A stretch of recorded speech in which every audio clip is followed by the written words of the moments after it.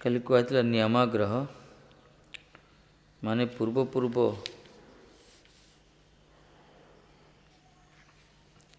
जिते जन क्रमोन्नति करे विकास हुए से पूर्व निष्ठा को त्याग करिया दरकार। अन्य सोपान पदार्पण कर अधिकार जेपर्यंत उपस्थित हुए से समय पूर्व निष्ठा त्याग करिया कर्तव्य। से आबद्ध थाकियार वासना को नियमाग्रह कहगला ताकू कुसंस्कार कहुई। से कुसंस्कार क्रम अंत्यज लोक निरीश्वर नैतिक जीवन को अनादर करती। जो माने समाज निम्न स्तर अच्छा अंत्यज लोक मैंने उन्नत सोपान जो कहला निरीश्वर नैतिक जीवन को अनादर करती। ईश्वर विश्वास नथिबो ईश्वर को मानु थे निरीश्वर बा नैतिक जीवन नीतिवान जीवन को एमाने अनादर करती बा निरीश्वर नैतिक काल्पनिक शेषर नीति को अनादर करे। ये निरीश्वर नैतिक लोक माने शेषर नीति को अनादर करती काल्पनिक शेषर नीति को वास्तव शेष नीति अपमान करे। यही प्रकार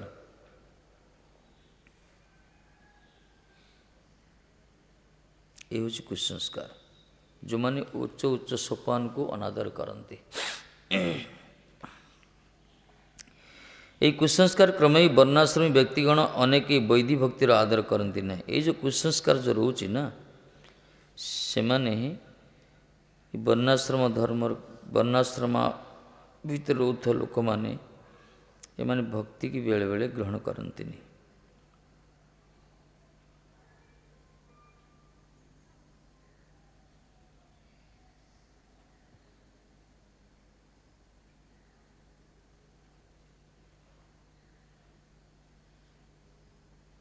विप्रादिषड गुणजुतादरविंद नाभ्यपादय प्रहलाद जी भी कहते ये षडगुण विशिष्ट जो विप्र मान भगवान को चरण बिंदु बिंद विमुखांग सपचंग वरिष्ठ एमान विमुख होती अपेक्षा सपच मान वरिष्ठ और जो भजन करती। कहना अंते तदर्पित मनो वचन हितार्थ प्राणं पुनाति सकुलं न तो भूरिमान। कहते हे महाराज ये जो षडगुण विशिष्ट विप्रोत्कुलभूत व्यक्ति माने यदि आपण चरण कोण वंचित होचंती भजन करूना विमुख होचंती तापेक्षा श्रेष्ठ होचंती सपोच कुलभूत चंडाल कुलभूत लोक माने कहीं ना जदि भजन करती कहीं ये विप्र कुल माने कौन करते निज कुल को निजे तो उद्धार हुंती निजे ही मरती किंतु सपोज कुलोद्भूत व्यक्ति भी यदि भगवान के चरणारविंद समर्पित से तार कुल को उद्धार कर दिए। अंते तदर्पित मनोवचन हितार्थे प्राणं पुनाति स कुलं निज को पवित्र कर आसता कुल को मध्य से पवित्र कर दियंती किंतु भगवत बहिर्मुख उच्च कुलोद्भूत विप्र माने से निजक भी रक्षा करि पारंती नहीं। कुसंस्कार कहला याते भक्तिर कोनो क्षति हुए नाई यदि कहीं न मानियो भक्तिर किसी क्षति नाई केवल ताहादेर दुर्भाग्यर परिचय है थाके। ये जो वर्णाश्रम धर्मावलंबी व्यक्ति माने जो वैधि भक्ति को अनादर कर भक्तिर किसी क्षति नाई से दुर्भाग्य कहगला जो माने भक्ति की मानुना। उच्च सोपानगत व्यक्तिगण स्वभावतः निम्न सोपान स्थित जीव समूह जन्य व्याकुल होता किंतु जे पर्यंत निम्न सोपानस्थ व्यक्तिगणर भाग्योदय न हुए से पर्यंत पूर्व निष्ठा परित्यागपूर्वक उच्च सोपान प्राप्तिर रुचि उदित है ना। यहाँ कहगला जो मैंने उच्च सोपान अच्छा से तो निम्न सोपान स्थित व्यक्ति मान को प्रति दयाशील होती हृदय भितर दया थाए किंतु कहते तल स्तर दिवा तल पाहचरे थिबा लोक माने निम्न सोपानस्थ लोक व्यक्ति माने जिते भाग्य उदय न हो जे पर्यंत से पर्यंत पूर्व निष्ठा परित्याग करटा ठीक नुहे। पूर्व निष्ठा रखियो से। तापर कहला कर्म और भक्ति कथा कहुच्छे। वर्णाश्रम धर्म रूप शेषर नैतिक जीवन, वर्णाश्रम धर्म शेषर नैतिक जीवन रे भक्ति भाव में परिणत होइया भक्त जीवन होइया पड़े। कहीं वर्णाश्रम धर्म रे किसी नीति नियम रही ईश्वर विश्वास रोचे एथिपाई ए धर्म भी भक्तिर गोटे पाहाच कहुच्छे। जो मैंने वर्णाश्रम धर्म को स्वीकार करती भगवान प्रति विश्वास आसे, ईश्वर बोली जन अच्छा और नीति नियम भितर रुहति से माने धीरे धीरे भक्ति भाव भक्ति पथ को उन्नीत होती, भक्त जीवन तांकर हो जाए। किंतु जे पर्यंत शेषर नैतिक जीवन स्वरूप के परित्याग पूर्वक भक्त जीवन स्वरूप ना ग्रहण करे से पर्यंत ताहार नाम कर्म ही थाके। कहगला वर्णाश्रम धर्म तो गोटे पाहाच कहुच्छे भक्ति पथ को जीवाई। वर्णाश्रम धर्म रे कौन रही भगवत विश्वासटा रही, ईश्वर संबंधी विश्वास, ईश्वर किसी नीति नियम रही। एमाने धीरे धीरे ये प्रकार शेषर नैतिक जीवन आरंभ करी भक्त जीवन भक्ति पथ को आसती। किंतु कहगला धरतु गोटे लोक ईश्वर को मानुथुवो, जड़े ईश्वर अच्छा ईश्वर स्वरूप अच्छी प्रकार आ नैतिक जीवन भी पालन करुथुवो, नीति नियम को पालन करुथुवो। किंतु जैसे पर्यंत यही नीति नियम ये निष्ठा नियम को त्याग न करिछि, भक्त जीवन को स्वीकार न करिछि, भक्त जीवन गोटे स्वरूप अच्छी, भक्त पथ को स्वीकार न करिछि से पर्यंत ताहार नाम कर्म कहगला। जड़े जगत रे थिवो वर्णाश्रम धर्म भितर रोथुवो, ईश्वर भी विश्वास थिवो, नीति नियम पालन करुथुवो, किंतु भक्ति जाजन करुनथुवो, सद्गुरु आश्रित हो नथिवो बा पारमार्थिक अंग जाजन करुनथुवो। तेणु से लोकटा से व्यक्ति जहाँ करे जगत तो कर्म कहगला। ये वर्णाश्रम धर्म अंतर्गत व्यक्ति मान ईश्वर विश्वासी, एमाने निष्ठावान नीतिपरायण, किंतु एमानकर भगवान को प्रसन्नता पाई करती, एमाने निजर सुख पाई करती, ताकू कहला कर्म। भक्त जीवन नहीं पूरा भक्त जीवन रो स्वरूप होची से जहाँ करे भगवान पाई करे। कर्म कख नहीं भक्तांग नुहे, कर्म के भक्तिर अंग नुहे। जो मैंने कर्म को भक्तिर अंग बोली कहते हैं भूल धारणा। कर्म केबे भी भक्तिर अंग नुहे। कर्मर परिपाक हेले भक्ति साधक स्वरूप उदित हुए। कर्म जो पक्व हो कर्मर तो परिपक्वता आसो जो भक्ति साधक स्वरूप उदित से भक्ति साधक स्वरूपटा उदय हम।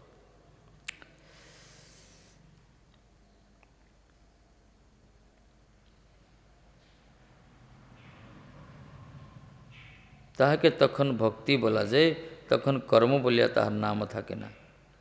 ताकू भक्ति कहुए। से कर्म जदि भगवान को पाई करा जीवो ताले भक्ति हेला। परिपाक अर्थ सेटा, परिपाक माने पक्व हो फलटा जमी पाचिज। कर्मर परिपक्वता सेठी सब्यस्त होता है जब से भगवान को पाई अर्पित भगवान को पाई करा जाए, ताकू भक्ति कहगला।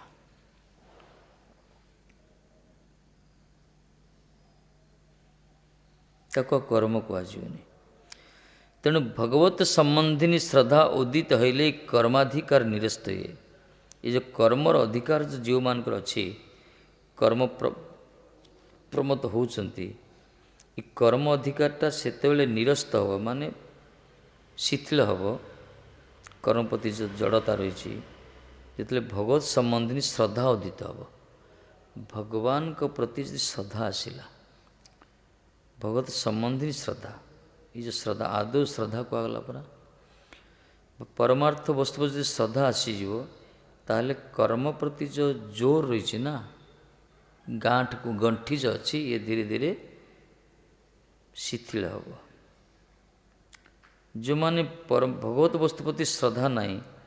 से माने कर्म भीतर डूबी था, कर्म ही बहुत गुरुत्व थाए। ड्यूटी जो वर्शिप कहे, ड्यूटी इज गॉड बोली कहे, कर्म ही तांकर भगवान बोली कहे। तेणु भगवान भगवत संबंधी श्रद्धा उदित हेले ही कर्मर अधिकारटा नष्ट हो। कर्मांगर मध्य जे संध्या बंदनादि अच्छे ता धर्मनीतिगत कर्तव्य कर्म विषय भक्तिर अंग नुहे। जिते स्मार्त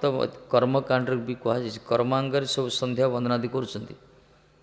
करी माने विभिन्न प्रकार जो मान संस्कार अच्छे निष्ठावान से स्नान स्नान स्नान पर गायत्री आदि करुँच संध्या वंदना करुँच सब कि भक्तिर अंग नुहे। ताको भक्तिर अंग कहनी कहीं से गोटे धर्म नीति कहला। मनीष तो गोटे धर्म पालन कर धर्म नीतिर कर्तव्य से कर्तव्य कर्म विशेष गोटे कर्तव्य कहुई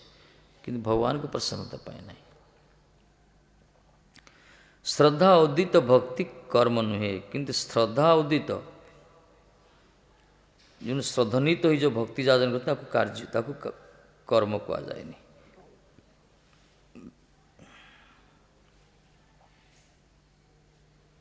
जड़े कर्तव्यबोध कर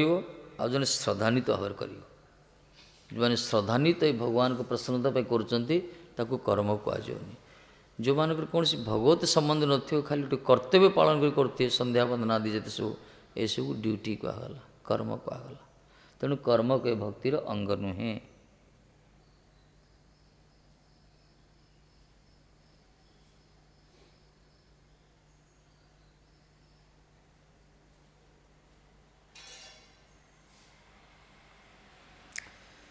तेणु कहुई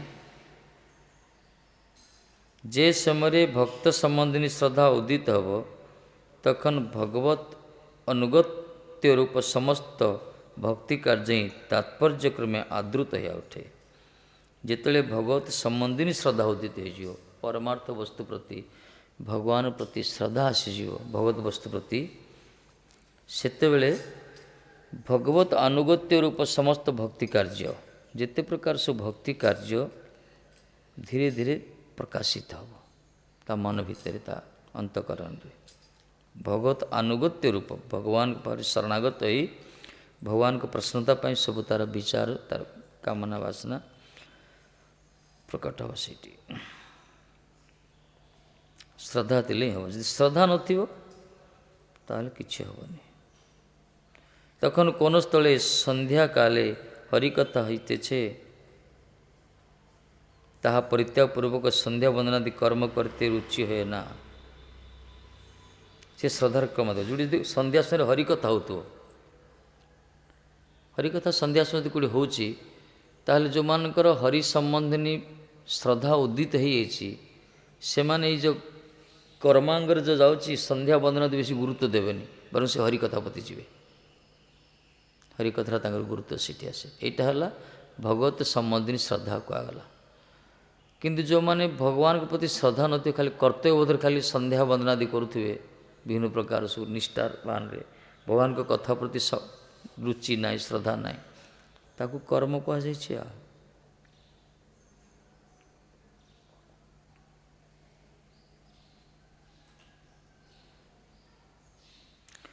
तेणु संध्या समय हरिकथा होची ताकू परित्याग कर जो संध्या वंदनादि कर्म कर रुचि रखुच रुचि करें ना। साधक तखन एरूप स्थिर करें जे संध्या वंदनादि जे तात्पर्य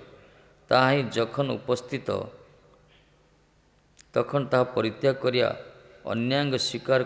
करियार की प्रयोजन की।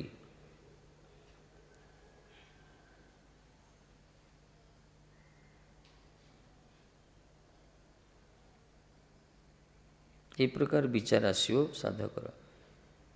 जो संध्या वंदना जो तात्पर्य कहला माने भगवान कर भजन ही कहला मुख्य से जोटा हुए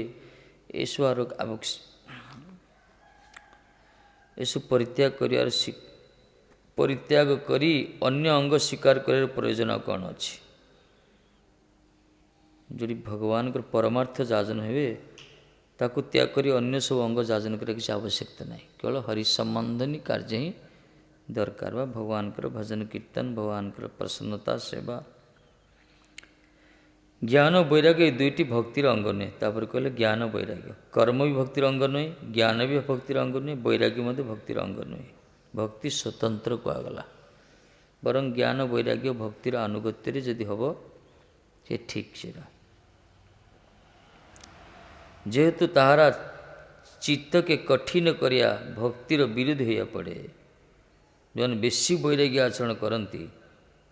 भगवान सहित संबंध हो नथियो भगवान का प्रसन्नता नथियो खाली वैराग्य होते से कौन हो अभिमान आसी गोटे जो माने भगवान प्रति शरणागत नथिए बहुत ज्ञानी थे पर अपरोक्ष ज्ञान बहुत प्रकार थी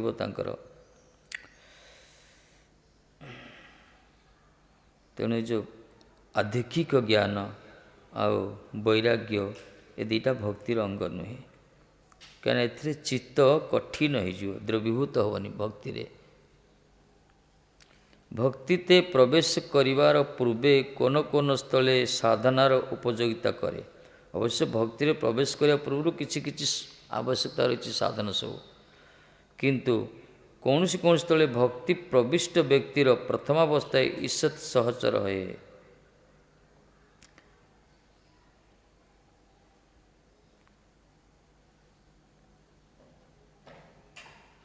किंतु कौन स्थल देखा भक्ति प्रविष्ट व्यक्तिर भक्ति प्रवेश करिया व्यक्तिर मध्य प्रथम अवस्था ये सब ज्ञान वैराग्य आवश्यकता देखा जाउछि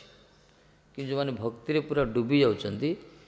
ये सब आवश्यकता रुहेनि सेठी ज्ञान वैराग्य प्रति भक्तिर जे संबंध ताहा पृथक रूपे प्रदर्शित हेबे पर कहिबे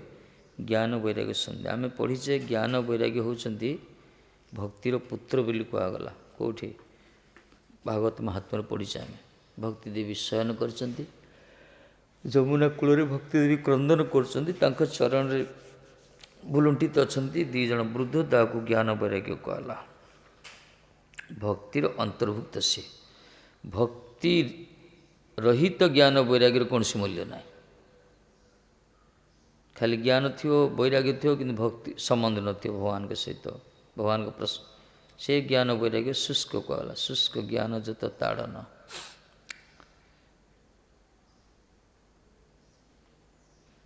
से वैराग्य भी ठीक नहीं कहुई तेणु से हरिभक्ति विलास ग्रंथ में वैधि भक्तिर बहुविध अंग विचारित कहुई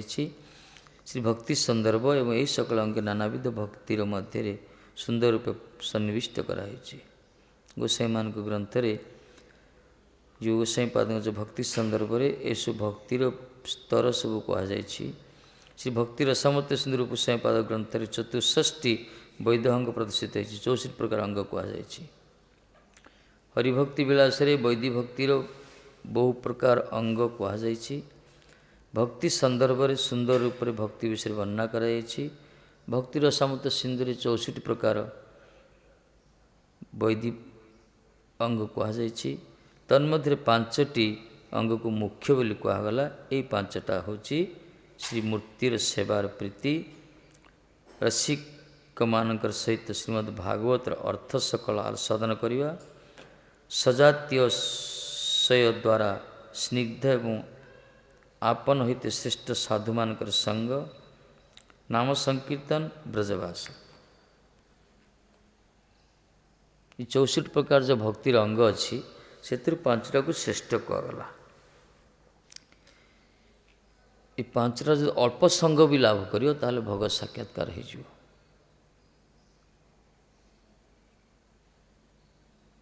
प्रथमटा है श्रीमूर्ति सेवार प्रीति श्री मूर्ति सेवा विग्रह अर्चन जाऊ कहला विग्रह अर्चन कर श्रीमूर्तिर श्रद्धा सेवन कहुई द्वितीय है रसिक मानकर सहित भागवत अर्थ सकल आस्वादन करिया भागवत श्रवण कर रसिक मान पाख शुणियो जार तट पाख शुणिया मना कराई रसिक प्रेमिक भावुक जो माने रसग्राही जो माने से पाखु श्रवण कर परम वैष्णव मुखर आस्वादन कर तृतीयटा है सत्संग कर कुप्रकार साधुसंग कर निजठू श्रेष्ठ से साधुसंग कर निज ठारू भजन रे अनुभव रे ज्ञान रे जो माने श्रेष्ठ तांको सहित सत्संग करियो आ से भी सजातीय से द्वारा सजातीय कृष्ण भक्त बास हेले से संगर रसटा आस्वादन हो सजातीय से द्वारा स्निग्ध स्निग्ध एवं आपन स्निग्ध मान संपूर्ण जे कि अत्यंत कोमल हृदय दया विशेषकर गुरुवानुगत जो मान थांती निज ठारू श्रेष्ठ साधु मानकर संग करियो से सत्संगर फल चतुर्थ है नाम संकीर्तन भगवान पंच है ब्रजवास